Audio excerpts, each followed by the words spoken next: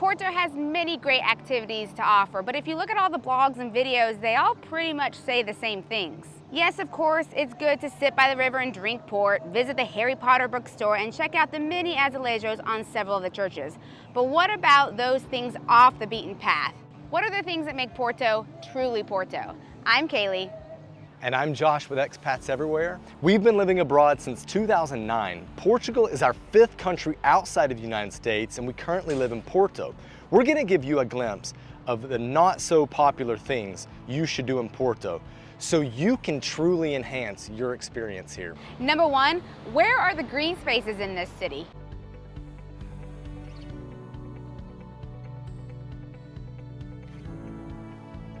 While you do have beautiful tree-lined streets like Avenida de Rodrigues de Freitas, along with smaller parks like Jardim de Cordoria, there are a few more notable parks to visit around the city. Quinta do Covello offers a little bit of something for everyone. There's a large play area for kids with a kiosk for food and drinks. You can also relax on a park bench, check out the old manor, experience the greenhouses, and see the dog run. For a great view, a labyrinth, and a variety of flora and sculpture pieces, you'll want to visit Parque de São Roque. It might not be the easiest place to get to, but once you're here, enjoy an afternoon picnic. Crystal Palace Gardens will also give you great views. You can walk among the peacocks, there's also a library and plenty of cafes to explore. Lastly, as you push closer to Matosinhos, you'll find the massive green space of City Park. Loads of things to do here and worth heading that direction because you'll get closer to Serralves, which brings us to number 2, museums. Serralves has a treetop walk, loads of exhibitions, and beautifully manicured grounds. The secret here is not to pay for entry, but to go when there's a special event happening and entry is free. That way you can enjoy the event and the grounds without paying. Also, the first Sunday of every month has free entry. The Hidden House is also a sight to see. It's wedged between 2 churches and often goes unnoticed, but you have to go inside and climb the narrow stairs to experience it yourself. Could you live here? It might be hard to go to the bathroom in the middle of the night. Another museum that is a must-see is the museum at FC Porto's stadium, the Dragão. You don't have to be a soccer fan to appreciate what they have here and the history of the club.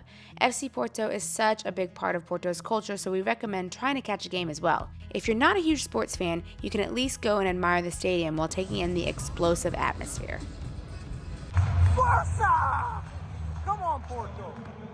Number 3 takes us to food. I do love a good francesinha, and I recommend you try it, but for something not as common, you should try duck rice. Now, we lived in Asia for quite a while where duck rice is popular, but this is done differently. Plus, who would have known that a city with so many great seafood and pork dishes would have an amazing duck rice dish as well? If you want to get something a bit more unique, then you should try the curry chicken at O Buraco. This isn't the Indian-style curry chicken that is more popular. This is a humble vinegar-based curry chicken that will make you feel like you're at someone's grandmother's house out in the country. A lesser desirable dish in our opinion, but still liked by many and famous in Porto is tripe or tripa. It's not my thing, but plenty of people still love it, and actually, the nickname for people in Porto comes from this dish, tripeiros.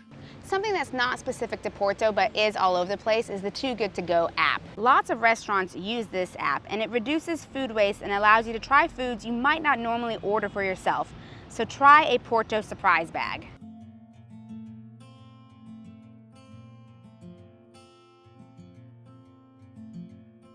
We've been talking about food, so now we need to talk about drinks. Number 4.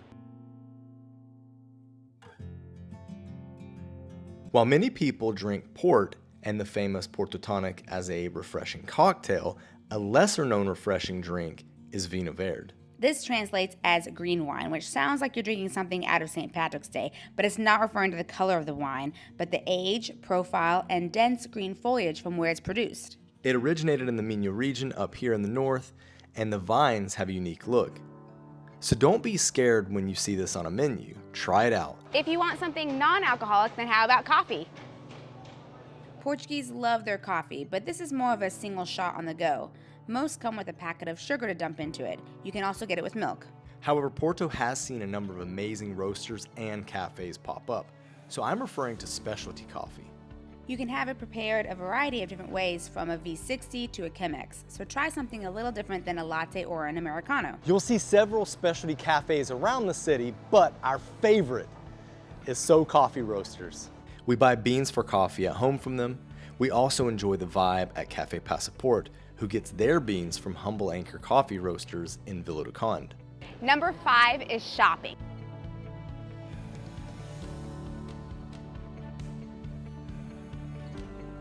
I know this sounds a little weird because you probably aren't coming to Porto to go to H&M and Sephora. I don't mean that type of shopping. I also don't mean the little kitschy souvenir shops. For something unique to Porto that will be a functional and not a cheap-looking souvenir, head to Prometeo Artesanato. Cork and azulejos are two famous things, so you can get a cork bag or an azulejos tile. Just be sure you're checking the quality. Toranja, which means grapefruit in Portuguese, is also a good store to visit that features the Portuguese and Portugal-based artists. So find something meaningful made in Portugal. Portugal is also known for shoes, with many manufactured in the north, so find a little mom and pop store to buy authentic and quality made shoes. Now when you come to Porto, make sure that you hit up the tourist sites, but also don't forget to live like a local. And if you want to avoid some of the biggest mistakes that you could make here in Porto, you got to watch this video right here. Now don't forget to subscribe and let's get moving. Bye.